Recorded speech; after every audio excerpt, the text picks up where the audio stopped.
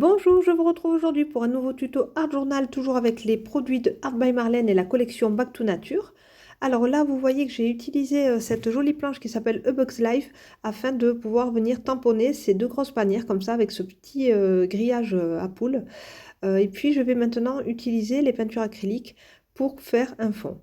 Alors, donc j'ai ancré en Versafine noir, j'ai laissé bien sécher et puis maintenant je m'attaque avec ce fond aux acryliques. J'utilise toujours les pinceaux de Art by Marlène, ce sont les petits modèles Filbert avec un petit bout comme ça plat mais un peu arrondi.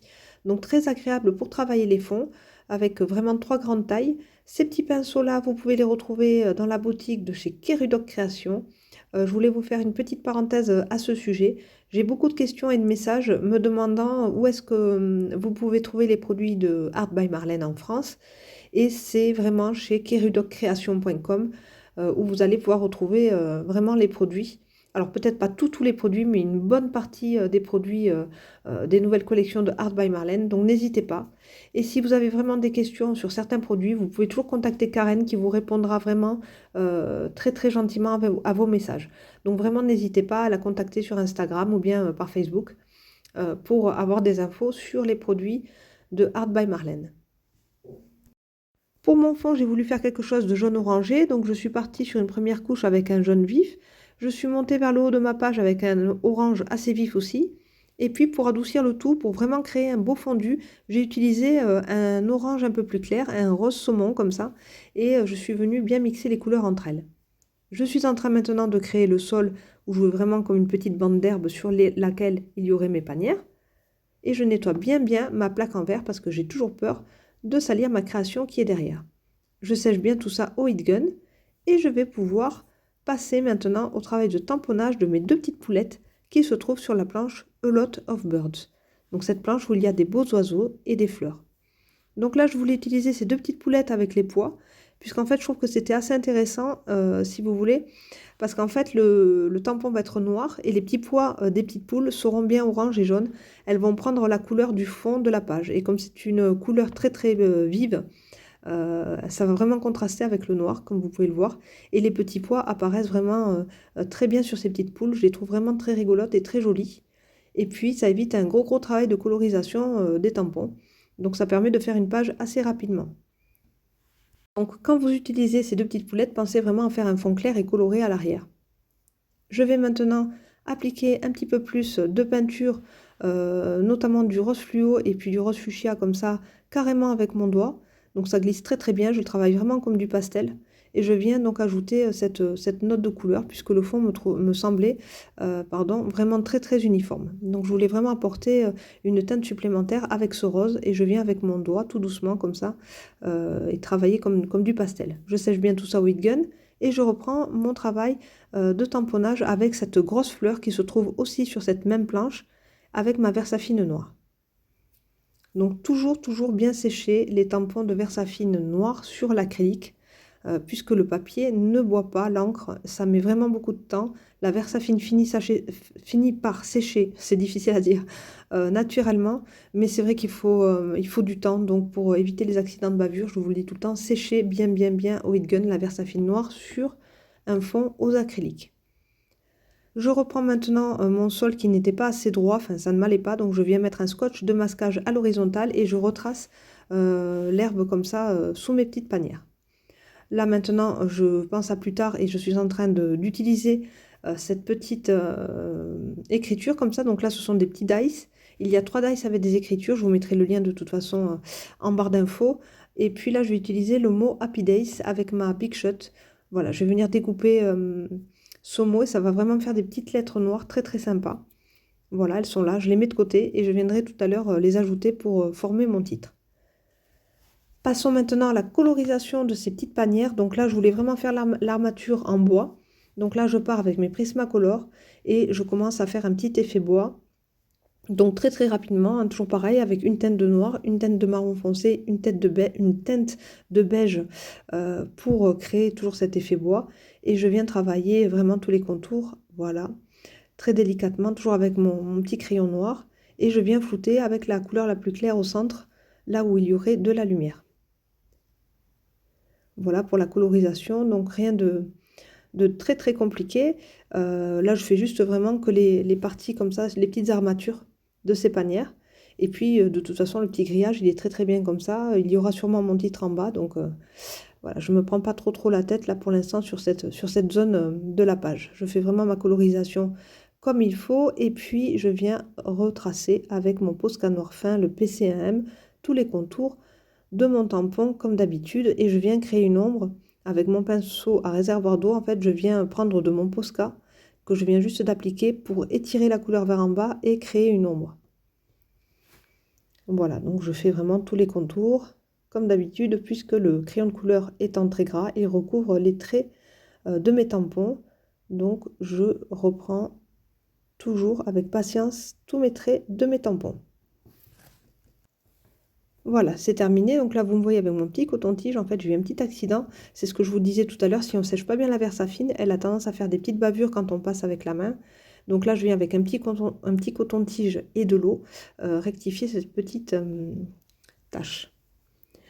Je suis en train de coloriser le petit chapeau de mon oiseau avec mes Prismacolor bleu turquoise. Voilà, pour faire une petite nuance de couleur en plus. Et je viens reprendre comme ça quelques petits traits au niveau du grillage à poule. Voilà. Impeccable. Ça se passe plutôt bien. Alors là, j'avais un petit souci au niveau du tamponnage pour ma première panière à gauche. Ça s'était pas super bien fait, mais c'est pas grave, je l'ai laissé comme ça. De toute façon, comme je vous disais, il va y avoir un gros titre tout en bas de ma page, donc pas de stress à ce niveau. Je prends maintenant l'artistro et je vais reprendre quelques petits pois sur mes petites poulettes pour apporter un petit peu plus de lumière, donc pas tous, mais certains.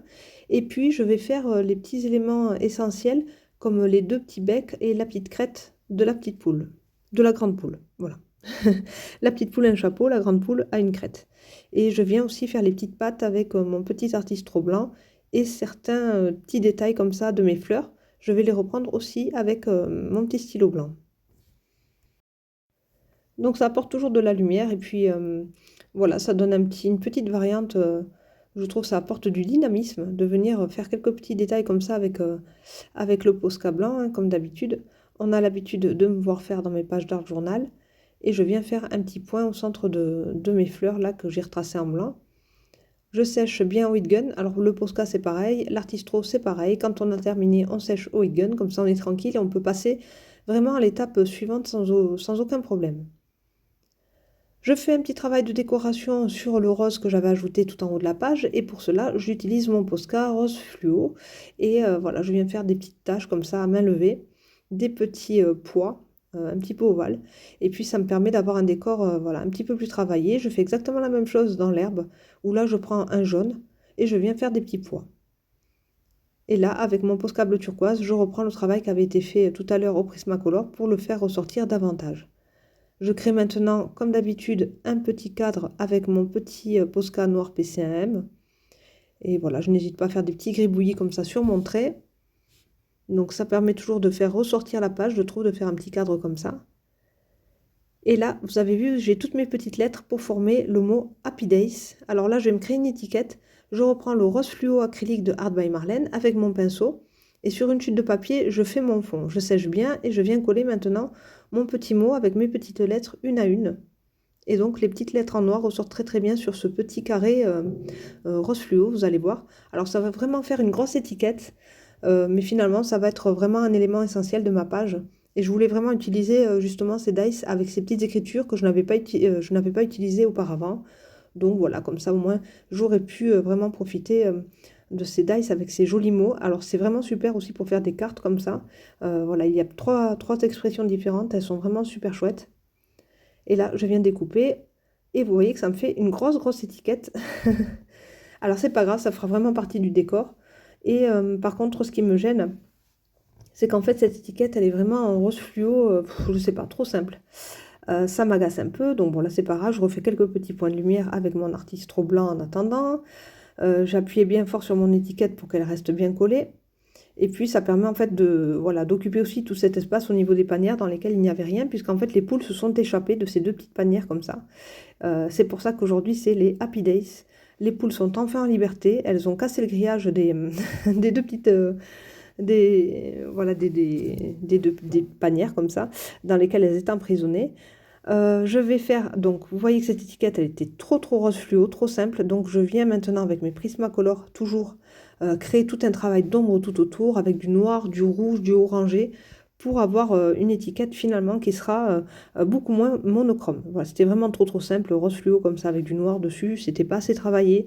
Donc il faut tout reprendre, refaire un joli cadre un petit peu plus prononcé tout autour du mot Happy Days, avec des petits fils comme ça en fait qui reprendraient, si vous voulez, le grillage qui a été cassé par les poules. Alors je le reprends un petit peu, j'en mets un petit peu sur cette étiquette.